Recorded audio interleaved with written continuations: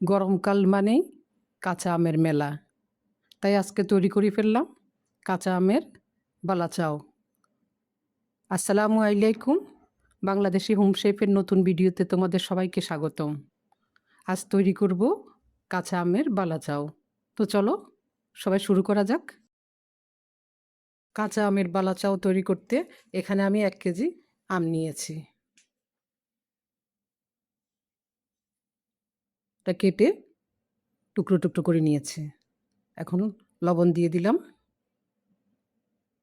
2 চামচ চিনি দিয়ে দেব, হাফ চামচ হলুদ দিয়ে দেব, হাফ চামচ মরিচের গুঁড়ো দিয়ে দিলাম। এবার মেখে ঢেকে রেখে দেব।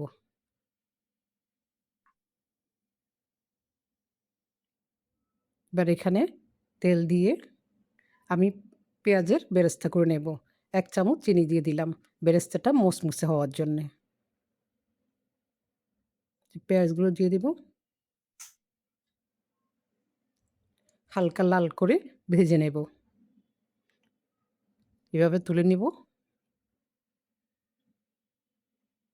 কিছু রসুন কুচি করে দিলাম, লাল লাল করে ভেজে তুলব।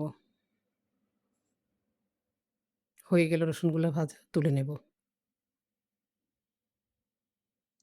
এখানে আমটা ঢেলে ছেঁকে নেব, পানিটা ঝরিয়ে নেব। পানিটা ঝরে এবার কিছু ময়দা দিয়ে দিলাম, কিছু কর্নফ্লাওয়ার দিয়ে দেব, ভালোভাবে মেখে নেব। এবার ভেজে নেব মুসমুসে করে।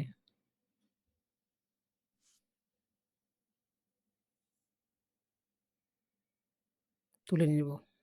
এভাবে সবগুলো ভেজে তুলব।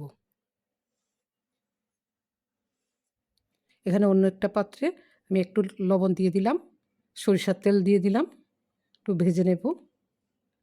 কিছু শুকনো মরিচ কুচি করে নিয়ে এলাম, ভেজে তুলব। এবার 1 চামচ চিনি দিয়ে দিলাম, হালকা মিষ্টি হওয়ার জন্যে। এবার এখানে আম ভাজাগুলো দিয়ে দেব। পেঁয়াজের বেরেস্তাটা দিয়ে দেব, রসুনের বেরেস্তাটা দিয়ে দেব। সবগুলো দিয়ে ভালোভাবে উল্টে পাল্টে নেব।